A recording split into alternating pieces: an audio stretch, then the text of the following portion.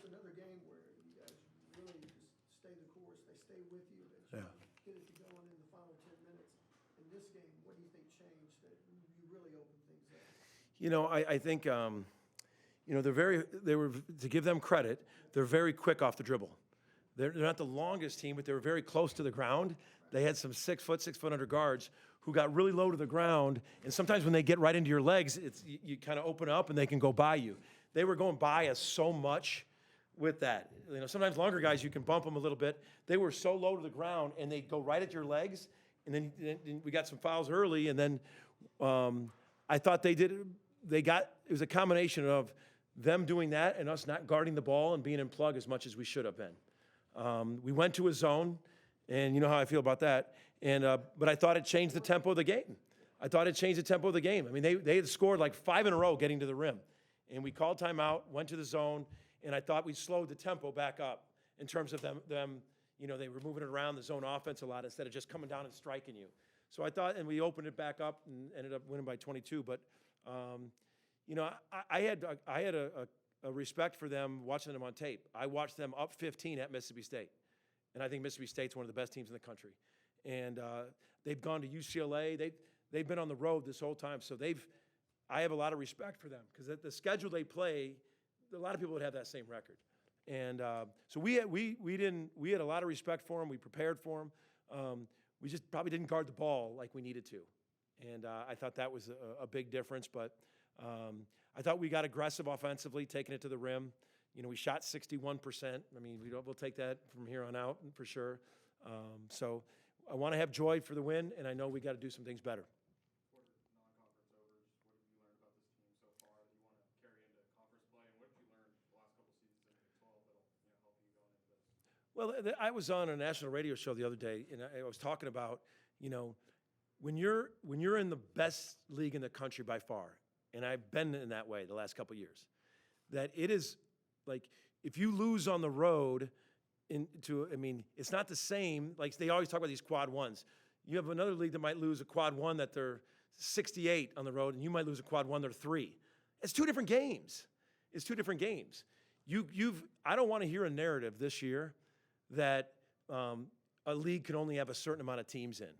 That was the narrative the last 3 weeks of the season last year, and that narrative spilled over. Oh, the Big 12 can't have it. There should be no narrative. I mean, the SEC is the best team in the country. Look what we've done against everybody else in the non-conference. Every night is going to be an elite quad 1 game. Someone just told me I think we have 16 quad 1 games and 2 quad 2 games left. I mean, come on. Who's got that? But it's opportunity, but it's apples and oranges. So you got to take one game at a time, and compete against it. What I've learned with this team is that they're resilient. All the expectations that were told to us before are out the window. These guys right now, it was a little somber in the locker room. And I walked in and I was like, I was wondering how I was going to dress the team because I wanted to be better. We still won by 22. We're 13-0. But I was a little bit like, God, there were so many things we could do better. They felt the same way. All right? They understood it. And we're going to have a great week of practice.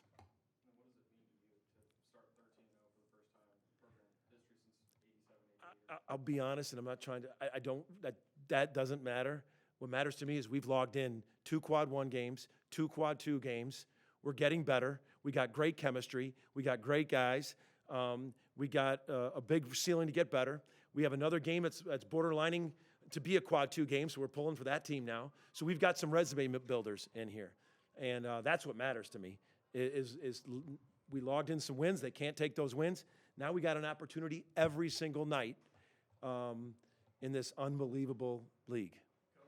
What's the balance? I mean, you look at the recent history of OU basketball. Anytime there's been a start like this, Final Four, Elite Eight. Not thinking about it. What's the balance, though? Just being excited about this start and not getting ahead of yourselves. There is a balance. There's a balance about, having some joy, having a locker room that you really like, that they're getting better, they're listening, they're not only buying in, they're believing in. So there's a balance of having joy, and there's a balance of knowing what lies ahead and what has to be done. And there's got to be a lot to be done. It's an unprecedented league.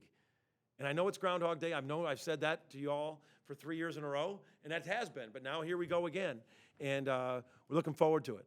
We're really looking forward to it. It's a balance, but I love the balance of going in with this group because I know they're going to fight and get better.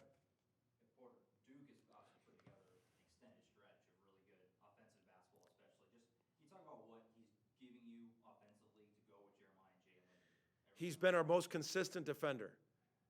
Most consistent defender. And I always say, your mind's right, your game's right.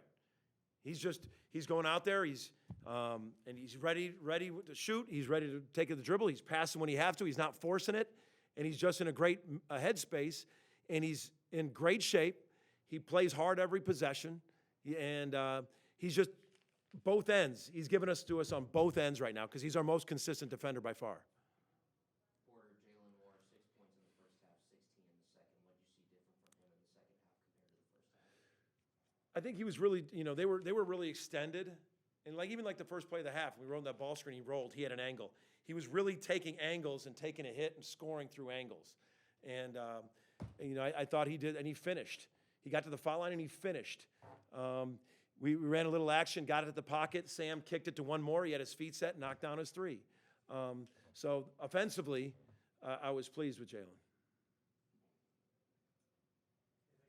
All right, guys.